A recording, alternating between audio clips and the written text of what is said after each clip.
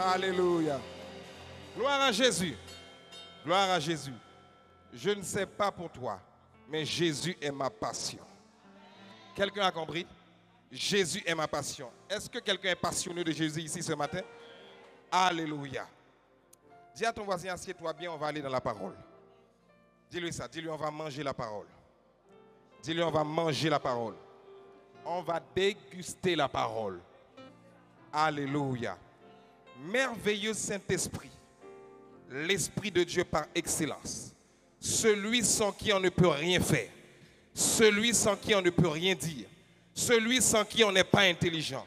Celui sans qui on n'est pas sage. Celui sans qui on ne peut pas avoir la révélation de la parole. Car la lettre tue, mais l'Esprit vivifie. Saint-Esprit de Dieu, nous voulons toi et toi seul. Merveilleux Saint-Esprit, tu n'es pas seulement accueilli, mais tu es chez toi. Merveilleux Saint-Esprit, c'est ta maison. Merveilleux Saint-Esprit, en cet instant, nous voulons que tu parles à nos pensées. Car il est impossible que ta parole tombe dans un cœur sans produire du fruit. Car à chaque fois que cette parole semence tombe dans un cœur ou dans une terre fertile, elle doit automatiquement produire du fruit. Esprit de Dieu, ce matin, nous ne sommes pas venus entendre un nouvel enseignement. Non, mais nous sommes venus avoir une nouvelle transformation, une nouvelle dimension. Esprit de Dieu, nous avons besoin de toi, car nous ne savons pas que dire, mais toi, tu sais tout dire. Alors je prie que tu nous donnes des oreilles attentives, que tu nous donnes un niveau de discernement sans précédent, afin de capter ta parole. Nous éteignons tous les traits enflammés de l'ennemi et nous déclarons que les traits enflammés, que les tactiques du diable, les techniques du diable, les plans qu'il a mis en place sont anathèmes et nous les renversons dans le nom de Jésus-Christ. Nous déclarons que le royaume de ténèbres recule maintenant dans le nom puissant de Jésus. Nous déclarons que tous les démons prennent la fuite dans le nom de Jésus. Que tout esprit qui n'est pas l'Esprit de Dieu dégage en ce lieu dans le nom de Jésus-Christ. Et que l'Esprit de Dieu soit le seul maître à bord dans le nom de Jésus. Merci, glorieux Saint-Esprit. Nous nous attendons à toi. Nos cœurs sont disposés au nom de Jésus. Amen. Oh, alléluia. Nous allons aller dans la parole de Dieu ce matin. Et j'aimerais ce matin, et tout au long de la semaine, et jusqu'à hier soir, jusqu'à ce matin, pendant que je préparais, c'était comme fort dans mon esprit. D'ailleurs, merci, cher chantre, d'avoir conduit ce temps d'adoration. Dans le ciel, nous allons adorer 24 heures sur 24. On n'a même pas encore fait 1% de ce que nous allons faire dans le ciel. Merci pour ce temps d'adoration. Tu pouvais rester la journée, ce n'était pas un problème même. Dites-moi Amen. L'amen n'est pas fort là. Dis-moi Amen. Alléluia. Gloire à Jésus. Vous avez dit quelque chose ce matin, très chère chante. Il n'y a rien de plus important dans ce monde que Jésus. Vous pouvez tout avoir et c'est bien.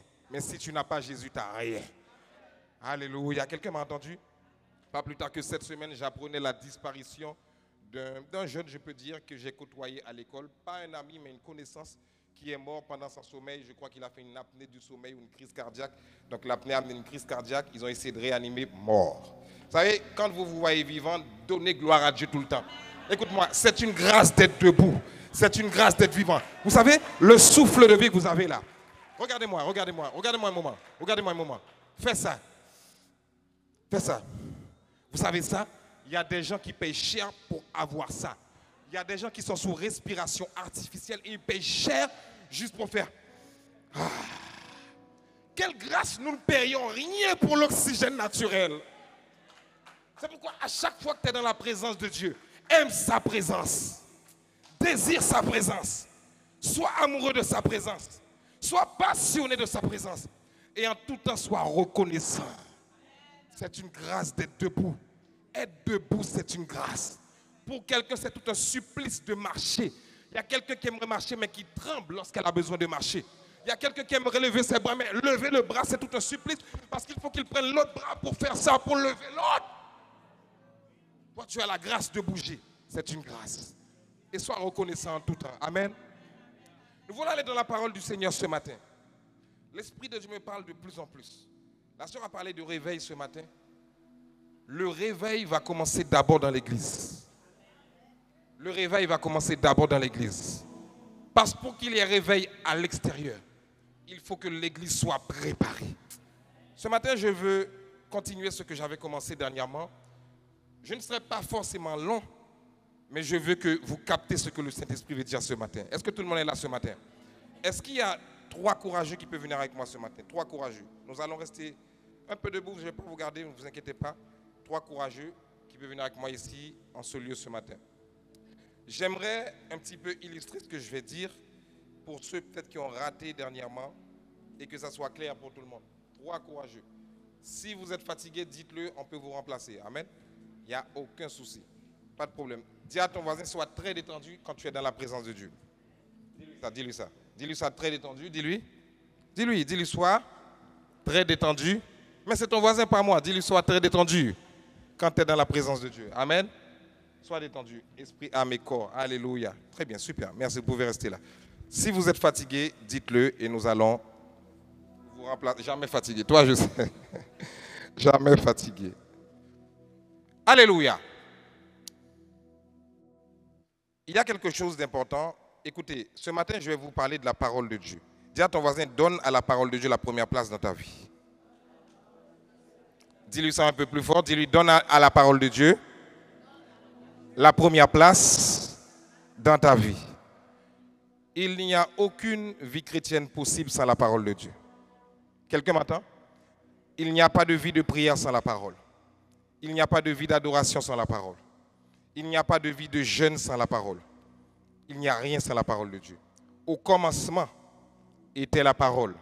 La parole était avec Dieu. La parole était Dieu. Vous ne pouvez pas dissocier la parole de Dieu lui-même. Parce que Dieu et sa parole font un. Amen. Dernièrement, j'expliquais et j'aimerais que tout le monde me suive ici. Et cet élément est important. En tant qu'enfant de Dieu né de nouveau, je le disais, et je le répète pour ceux qui ne l'ont pas entendu, je ne peux pas être spirituel si je ne suis pas connecté à la parole de Dieu. Je vais reprendre. Je ne suis pas spirituel si je ne suis pas connecté à la parole, mon Dieu. Ce que j'ai dit en créole là, je l'ai dit en français à l'instant là. Venir à Jésus, c'est la première étape. Mais ce n'est pas tout. Tu peux venir à Christ, mais demeurer le même pendant toute ta vie sur terre. Quelqu'un m'entend? Ce qui va faire la différence dans ma vie, c'est ce que je mange, ce que j'étudie. Quelqu'un m'entend? Un médecin deviendra médecin plus tard parce qu'il a étudié la médecine. Un professeur deviendra professeur plus tard parce qu'il a étudié dans le professorat. Quelqu'un m'entend? Un avocat deviendra avocat plus tard parce qu'il a étudié le droit. Je ne peux pas penser être chrétien si je mets la parole de Dieu de côté. L'Église, je ne sais pas si quelqu'un m'entend là. Parce que de nos jours, il y a des choses qui courent dehors. Et ceux qui ne sont pas connectés à la parole de Dieu vont être séduits au dernier temps. Je ne suis pas en train de prophétiser ça sur votre vie. Je l'annule dans le nom de Jésus. Mais je dis, faites attention. Si au dernier temps, si ça là, ce n'est pas ta priorité, tu vas être séduit. Pas parce que tu le voulais, pas parce que tu avais envie, mais il y a une séduction subtile de la part de l'ennemi qui vous détourne de la parole de Dieu en tordant la parole de Dieu. En vous amenant à avoir une fausse interprétation de ce que Dieu dit dans sa parole. Écoutez-moi bien. Vous voulez être des chrétiens forts, oui ou non? Oui ou non? Il y a des temps d'adversité qui vont arriver dans les temps de la fin. Et ça a commencé. Regardez ce qui se passe dans le monde. La guerre Iran. Ça a commencé avec Israël et Palestine. N'est-ce pas? Maintenant, on voit l'Iran. Maintenant, on voit les États-Unis. L'Iran a l'arme nucléaire. Vous savez c'est quoi l'arme nucléaire? Vous savez c'est quoi l'arme nucléaire? Quand l'arme nucléaire est déclenchée, celle Jésus peut sauver. C'est pourquoi nous vivons dans un temps où on sent que la terre est en déséquilibre. Vous savez pas ça? L'atmosphère est lourde sur la terre. Vous savez pourquoi Satan n'a pas encore fait ce qu'il veut faire sur la terre? Parce qu'il y a des chrétiens qui cherchent Dieu encore. Tant que la présence des enfants authentiques, je dis bien authentiques, Parce que faites attention aux faux. Je ne suis pas là pour juger, mais il faut aussi dénoncer. Hein. Quelqu'un m'entend? Quels sont les enfants de Dieu authentiques? Un enfant de Dieu qui veut être authentique ne peut pas l'être sans demeurer dans ça. Tu ne peux pas être un authentique enfant de Dieu si sa parole n'est pas ta priorité. Lorsque tu nais de nouveau, ton esprit, je l'avais dit dernièrement, est encore un bébé. Il a besoin de grandir. Moi, j'ai un enfant qui va avoir bientôt 3 ans. Il est là. Tu ne peux pas amener l'enfant au monde. Tu ne lui donnes pas à manger comme il faut. Tu le négliges et puis espérer que cet enfant grandisse bien. Ça ne fonctionnera pas. Est-ce que l'Église me suit? Lorsque tu deviens chrétien, c'est pareil. L'une des choses que tu dois aimer en priorité, c'est la parole. Écoutez-moi. C'est pourquoi lorsqu'il y a les enseignements, lorsqu'il y a les enseignements, tu devrais être attentif et être dans l'expectative, dans l'attente de ce que Dieu va te dire. L'enseignement n'est pas juste une partie où, ok, on attend qu'il fasse ces quelques minutes et puis après on s'en va. Non. Pour recevoir de Dieu, tu dois être dans l'attente. Regarde, pose la question à ton voisin, dis-lui, est-ce que tu as soif de la parole de Dieu? Écoute-moi bien, regarde-moi bien, regardez bien. Le réveil qu'on attend là, le réveil commence par des chrétiens qui sont assis dans la parole de Dieu. L'Église m'entend? Vous voulez avoir de l'impact là où vous travaillez? Vous voulez avoir de l'impact là où vous êtes dans la rue? Il faut être dans la parole de Dieu. Parce qu'écoutez-moi, les témoins de Jéhovah, ils peuvent vous démonter dans la parole de Dieu si vous n'avez pas la connaissance. Hein. Je ne voulais pas citer, mais moi j'ai étudié avec eux. Hein. C'est pourquoi, moi quand je vois les chrétiens, on dirait qu'il n'y a que nous qui ne maîtrisons pas la parole. Allez dans les autres religions. Allez voir, vous allez voir. Un juif à 12 ans, il maîtrise la Torah. 12 ans, il maîtrise la Torah, tous les 5 premiers livres là, de l'Ancien Testament. 12 ans, il maîtrise ça. Nous, en tant qu'enfants de Dieu, nous sommes en carence de parole. C'est pourquoi des fois nous sommes en feu, des fois nous sommes tièdes. Parce qu'il n'y a pas la parole qui allume le feu. Écoute-moi, le Saint-Esprit veut allumer le feu. Mais le Saint-Esprit n'animera pas le feu sans la parole. Tu ne peux pas dissocier le Saint-Esprit de la parole et espérer avoir un feu en toi. Tu veux le feu de Dieu. Associe au Saint-Esprit la parole de Dieu. Le Saint-Esprit ne bouge pas là où il n'y a pas la parole de Dieu. Écoute-moi bien. Tu peux avoir le Saint-Esprit en toi, mais il ne bougera pas si la parole de Dieu n'est pas là. L'Église m'entend? Maintenant, il y a toutes sortes de moyens pour avoir la parole de Dieu. Je peux l'écouter en audio, je peux la lire. Il y a toutes sortes de moyens pour être exposé à la parole de Dieu. Tu ne devrais pas avoir une journée où tu n'as pas ouvert ta Bible. Tu as tout écouté, tu as tout fait. Et tu dis que tu n'as pas le temps. Tu n'as pas le temps. Tu n'as pas le temps pour ça. Mais comment veux-tu vaincre un diable qui est à temps plein dans son affaire quand toi tu n'es même pas à temps partiel avec Dieu? Quelqu'un vient de comprendre ce que je dis là? Comment veux-tu vaincre un diable qui est à temps plein dans son affaire? Il est à temps plein, 24 heures sur 24. Et toi tu n'es même pas à temps partiel avec Dieu? Tu veux vaincre ce diable-là? Il est impossible. Dis à ton voisin, il est impossible. Je vais vous dire une chose. Même moi qui vous enseigne là, il est facile pour moi d'ouvrir la parole de Dieu. Parce que je dois l'ouvrir pour enseigner, c'est le minimum. Mais ce n'est pas ça. Au-delà de l'enseignement, moi, Olivier, je dois avoir du temps dans sa parole. Pas pour préparer l'enseignement seulement, mais du temps personnel avec Dieu dans sa parole. C'est-à-dire que c'est un temps où tu mets à part la parole de Dieu et tu dis, ce temps-là, je vais le consacrer à méditer la parole de Dieu. Parce que qu'est-ce qui va se passer? Ton esprit qui est petit, qui est dominé par ton âme. Lorsque tu viens à Jésus, c'est ton âme qui gouverne encore. Quelqu'un m'a suivi ou pas? Je reprends. Lorsque tu viens à Jésus, ton esprit n'a pas encore le dessus. Quelqu'un m'entend? Quelle partie qui a le dessus? L'âme. Parce que vous êtes esprit, âme et corps. Quand tu viens à Jésus, tu viens avec tout le bagage que tu avais dehors. Mais tu n'as pas encore été transformé. Jésus est juste venu dans ta vie. Est-ce que l'Église m'entend? Le Saint-Esprit vient habiter dans ton esprit. Quelqu'un m'entend? Il vient habiter dans ton esprit. C'est pourquoi la Bible dit que tu es né de nouveau. Tu n'es pas né de nouveau dans ton corps parce que tu as toujours le même corps. Le Saint-Esprit vient habiter dans cette partie-là. Mais dans cette partie-là, qui ça a le besoin? Il a besoin de quoi? De la parole. Quelle est ma nourriture? La parole de Dieu est ma nourriture. La parole de Dieu est ma nourriture. Qui est mon conducteur? Le Saint-Esprit est mon conducteur. Vous voyez? C'est-à-dire que tu ne peux pas grandir dans les choses de Dieu sans la parole.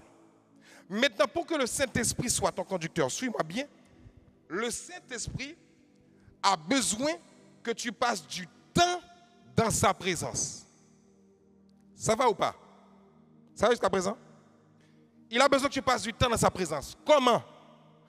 Il veut que tu ailles dans sa présence et que tu dises, Saint-Esprit, je ne connais rien dans ta parole. Approche-toi dans la présence de Dieu comme quelqu'un qui ne connaît rien. Parce qu'à chaque fois que tu connais Dieu, tu es en train de dire à Dieu, tu n'as plus besoin de me parler. Je connais tout. Approche-toi toujours comme quelqu'un qui ne connaît rien. Et tu dis, Saint-Esprit, je ne quitterai pas ta présence tant que tu ne m'as pas parlé. Et au fur et à mesure que tu vas faire ça tous les jours, c'est pourquoi la Bible dit, médite la parole de Dieu tous les jours. Parce que de la même manière que ton corps physique mange tous les jours, ton esprit également a besoin de manger tous les jours. Mais il mange quoi? La parole. Parce que la parole de Dieu, il y a toutes les vitamines. A, B, C, D, E, citez-les encore. Toutes les vitamines que tu as besoin là se trouvent ici. C'est pourquoi quelqu'un peut être costaud physiquement, mais faible spirituellement s'il ne mange pas la parole. Satan n'a pas peur de ta voix qui crie fort. Il a peur de quoi tu es rempli. Tu peux parler doucement, les démons trompent, comme tu peux crier fort, ils ne bougent pas. Tout dépend de ce qui te remplit. Tu veux la plénitude du Saint-Esprit? Passe du temps dans sa parole. Parce que le Saint-Esprit est venu pour honorer la parole de Dieu. Il n'est pas venu pour honorer, mais pensez à moi. Il est venu pour honorer la parole de Dieu.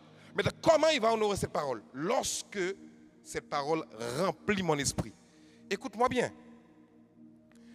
Si je le fais tous les jours, au fur et à mesure, mon esprit va grandir.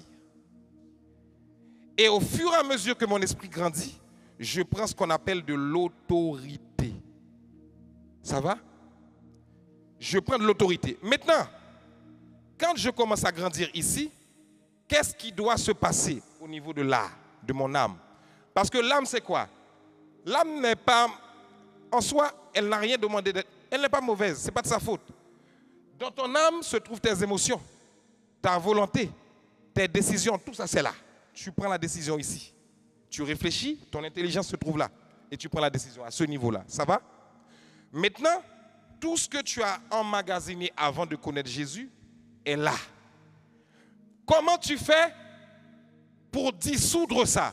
Pour que ça fonde et que cette partie-là grandisse? Le moyen, c'est d'être alimenté là tout le temps. Est-ce que ça va? Tu dois être alimenté ici. Est-ce que tout le monde me suit là? Tu dois alimenter ici tout le temps. Au fur et à mesure que tu alimentes ici grandit, ça va passer là. Là va diminuer. C'est pourquoi David dira, mon âme bénit l'Éternel et oublie aucun de ses bienfaits. Mais j'aime comment David le dit. David dit, mon âme bénit l'Éternel.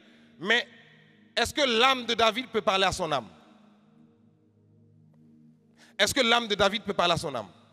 Quelle est la partie de David qui disait mon âme bénit l'Éternel? Quelle est? L'esprit de David. C'est pourquoi il va dire dans le psaume 51, ô Seigneur, ne me retire pas ton esprit. Parce que David sait que si tu retires ton Saint-Esprit dans mon esprit, c'est fini pour moi. Vous comprenez? Lorsque l'homme a péché dans le jardin, l'homme n'est pas mort physiquement, alors que Dieu a dit le jour où tu en mangeras le fruit, tu mourras. Logiquement, physiquement, l'homme devait mourir le jour même. Pourquoi l'homme a continué à vivre physiquement? Parce que la partie de l'homme qui est mort, ce n'est pas son corps. C'est son esprit. Vous comprenez ou pas? Je vous explique pourquoi. La mort, c'est la séparation avec Dieu. Qu'est-ce que la mort? La mort, c'est la séparation avec Dieu. C'est pourquoi toute personne qui n'a pas encore Jésus est vivant apparemment physiquement, mais n'est pas vraiment vivant. Il est encore mort. Tu as le souffle, mais en réalité, tu n'as pas encore la vie de Dieu en toi, qui est la vie éternelle. L'Église me suit? Maintenant, tu es encore séparé avec Dieu. Donc, ton esprit est mort. C'est pourquoi, quand tu n'as pas encore le Saint-Esprit, tu ne peux pas discerner la parole de Dieu. Tu ne peux pas avoir la révélation de la parole de Dieu. Il faut que le Saint-Esprit vienne habiter en toi et qu'il prenne toute la place. Ça va? Maintenant, lorsque le Saint-Esprit vient habiter ici, il vient donner la vie ici. Et quand tu reprends vie et que tu médites la parole de Dieu, tu grandis, tu grandis, tu grandis. Ton âme, dans ton âme, il y a quoi? Mensonge, citez-les. Hypocrisie, citez-les. Médisance, citez-les. Orgueil, citez-les. La haine, citez-les. Jalousie, citez-les. Idolâtrie, citez-les. Blasphème, encore. Nommez-les tous, tripotaille, ça c'est en créole. Ça c'est médisance. Nommez-les tous. Ton âme est encore chargée de ça. Mais ce n'est pas de sa faute. Hein? Elle a grandi comme ça avant de connaître Jésus. Elle a été entourée de toutes sortes de choses. Elle a entendu beaucoup de choses. C'est pourquoi, écoutez-moi, je fais la parenthèse là. Fais attention à ce que tu écoutes, à ce que tu entends. Sélectionne bien dans tes oreilles ce que tu entends. Car ce que tu entends va déterminer là où tu vas aller. Ça va? Maintenant, comment, pour que ton âme soit soumise à ton esprit a besoin de lui injecter tout le temps la parole de Dieu. L'Église m'entend? Donc, ce que ton esprit reçoit là, c'est pourquoi ne suis pas les mouvements de ton âme. Parce qu'il y a des fois, tu auras envie d'aller dans la présence de Dieu. D'autres fois, tu n'as pas envie. Pourquoi? Parce que c'est ton âme qui te joue des tours. Ton esprit est bien disposé. L'esprit est disposé, la Bible dit. Mais ton âme ne veut pas aller dans sa présence. Parce que l'âme fonctionne comme ça. Tantôt elle a envie, tantôt elle n'a pas envie. C'est comme ça qu'elle fonctionne. Donc maintenant, toi, qu'est-ce que tu dois faire? C'est pourquoi on appelle les disciples, ce sont des gens qui sont disciplinés. Ce n'est pas motivé seulement. La motivation n'est pas suffisante. Tu peux être motivé aujourd'hui, demain tu ne l'es pas. Discipline, c'est que je veux, que je ne veux pas, je vais le faire. Vous comprenez? Je me discipline afin que mon âme, qui est encore rebelle, soit soumise à la parole de Dieu. Je peux comprendre, quand tu viens de naître de nouveau, qu'il y a des choses qui ne disparaissent pas encore. Mais lorsque tu regardes 20 ans après, 40 ans après, tu es dans la même chose. Ah. Dis à ton voisin, il faut te poser des questions. Parce qu'à un moment donné, tu dois grandir. Vous comprenez? Parce que le temps, c'est ce qui mesure notre croissance. Le temps. C'est ce qui va mesurer notre croissance. Qu'est-ce qui me permet de connaître que j'ai grandi? Lorsque le temps que j'ai passé dans la présence de Dieu.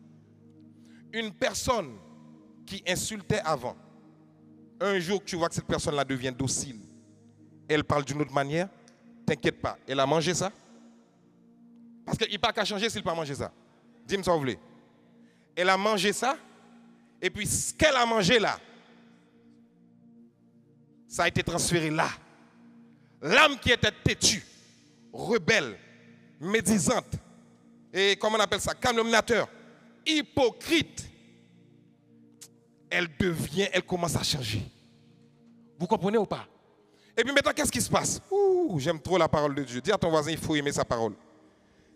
Maintenant, comme ton âme a changé, qu'est-ce qui se passe dans ton corps? Le corps, maintenant, ne fait que suivre ces deux entités-là. Le corps, lui, il va là où ces deux entités-là l'amènent. Lorsque tu vois quelqu'un en colère, quelle est la partie de la personne que tu vois en colère? Son esprit? Son âme, tu vois en colère? Tu vois son âme en colère. Quelle est la partie que tu vois en colère? Où ça? Quoi? Comment tu sais qu'il est en colère? Comment? Qu'est-ce qui te montre ça? C'est quoi? C'est quoi dit? Il y a beaucoup de... C'est quoi? l'expression de son visage. Quand tu le vois, 4 mines dans son front, ah, tu sens que cette personne est en colère. Maintenant, là, mon enfant, ah, vous dites, waouh, il est en joie. Mais cette joie-là, cette colère-là, ça sort d'où? Là. Parce que pour que la joie arrive là, il faut qu'elle passe par là. L'âme, ce sont tes émotions.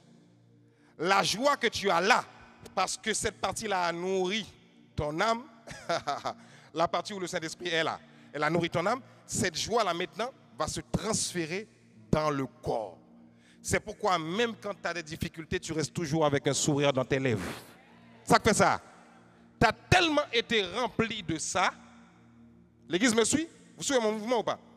Tu as tellement été rempli de ça ici que ça a été transféré. Là, même dans ton corps maintenant, on le voit. L'église me suit ou pas? Je vais prendre un texte avec vous. Dans Actes 2, 42 et 43. Regardez, vous allez voir quelque chose.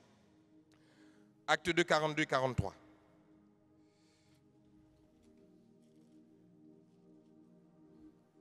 Ah, c'est affiché là, super. Je vais quand même le garder là, on ne sait jamais. Très bien. Bon, regardez ce qui est dit. Là, on parle de l'église primitive des premiers chrétiens. Parce qu'on veut voir le réveil. Mais le réveil n'arrive pas par hasard. Dis à ton voisin, ça n'arrive pas par hasard. Il y a quelque chose qui déclenche le réveil avec le Saint-Esprit. Dès lors qu'il s'attachait à écouter comment? Assidûment. C'est qui s'attachait à écouter? Qui est-ce? Les qui? Ah, j'entends les réponses. Les disciples, les premiers chrétiens. Ils s'attachaient à écouter assidûment quoi? Dis avec moi, enseignement. Premièrement, l'enseignement. On va citer les autres tout à l'heure. Hein? J'aime bien comment le texte commence. Ils s'attachaient à écouter, s'attacher. C'est-à-dire sans laisser tomber, à écouter assidûment l'enseignement des apôtres. Ce que nous sommes en train de faire là, c'était le secret des premiers chrétiens. C'est pourquoi l'Église est refroidie ces derniers temps. Parce qu'on a beaucoup de doutes. Est-ce que Dieu même a encore cette même puissance-là? Écoute-moi, Dieu est toujours puissant dans sa parole. À vivre en communion les uns avec les autres. Ah, mais voilà cette partie-là. Ah, c'est cette partie-là qui est plus terrible. À vivre en communion les uns avec les autres. À faire quoi? À rompre le pain. Et dernièrement, à prier. J'aime comment le texte a commencé. Le texte n'a pas commencé par la prière d'abord. Le texte n'a pas commencé par la communion d'abord. Le texte n'a pas commencé par rompre le pain d'abord. Par quoi il a commencé? Par la parole de Dieu. Pourquoi? Il y a quelque chose que le Saint-Esprit m'a parlé sur ça. Il ne peut pas y avoir prière efficace sans la parole. Il ne peut pas y avoir rompre le pain ensemble sans la parole. Il ne peut pas avoir vivre dans la communion les uns avec les autres sans la parole. Pourquoi? Parce que pour que tu aimes ton frère ou ta soeur, pour pas que tu médises, il faut que la parole te remplisse d'abord. Si la parole ne te remplit pas, tu vas faire des efforts qui viennent de toi. Mais ça ne va pas durer dans le temps.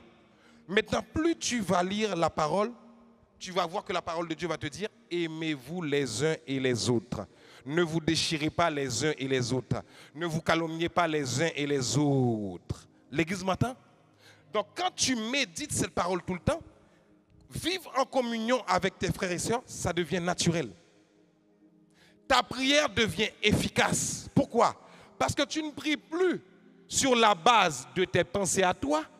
Tu pries sur la base de ce que tu as médité quotidiennement. Est-ce que l'Église me suit? Lorsque tu pries en citant la parole de Dieu, en ayant conscience de cette parole, il y a une chose que Satan ne peut pas arrêter, c'est la parole de Dieu. Lorsque tu déclares en prière et que tu es rempli, il y a un niveau de plénitude de la parole que tu as. Dieu te donne du discernement au loin. Même quelqu'un qui te hait, tu le sais à distance. Oh, l'Église ne m'a pas entendu là. Mais je redis ce que je vais dire là. Dieu ouvre ta pensée. Tu ne sais pas expliquer comment. mais tu sens que cette personne-là, elle est bizarre. Mais tu ne peux pas l'expliquer, hein? Mais tu sens qu'elle est bizarre. Parce que tu passes du temps dans la présence de Dieu et de sa parole. David va arriver dans le psaume 119, il va dire, je suis même plus intelligent et sage que mes maîtres. Tellement j'ai passé du temps dans la parole de Dieu. L'une des choses que la parole de Dieu fait, elle ouvre ton intelligence. L'église m'entend? Je t'encourage à aimer la parole de Dieu. Chercher Dieu dans sa parole. Tout ce que nous avons fait là, c'est bien. Mais maintenant, la parole de Dieu. Quelle est la place qu'elle occupe dans ta vie? Est-ce qu'elle a la priorité? Est-ce que tu vis par sa parole? C'est ça qui va te transformer. Tu vois la chose avec laquelle tu luttes, tu veux changer là? Le changement se produit là. L'église m'entend? Chaque jour, discipline-toi. Dis, il faut que j'aille dans cette parole quoi qu'il arrive. Dès que tu te lèves le matin, ne pense pas au chocolat et au croissant d'abord. Pense à ça. L'église m'entend? La nourriture que tu dois prendre avant la nourriture physique, c'est ça d'abord. Méditer la parole de Dieu. Et je vais vous donner un secret, je m'arrête là. Lorsque tu as un trait de caractère que tu veux changer, ne passe pas à une autre étape de ta vie chrétienne tant que Dieu n'a pas changé ce trait de caractère-là. Un bon exemple. Écoute, ce que je veux dire là, c'est réel. Le monde spirituel ne blague pas. Satan ne joue pas avec ces choses-là. N'importe qui ne peut pas venir et parler à Satan comme ça. Il ne t'écoutera pas. Les 7 fils de Sceva ont fait la même chose. Ils ont dit au nom de Jésus que Paul prêche. Ils ont fouetté les 7 fils. Et puis ils sont partis en sang. Parce que le démon sait quand tu n'es pas rempli de la parole. Il le sait. Il fonctionne dans le monde spirituel. Quand tu n'es pas rempli, il le sait. C'est pourquoi nous luttons, nous prions, nous jeûnons, mais peu de résultats.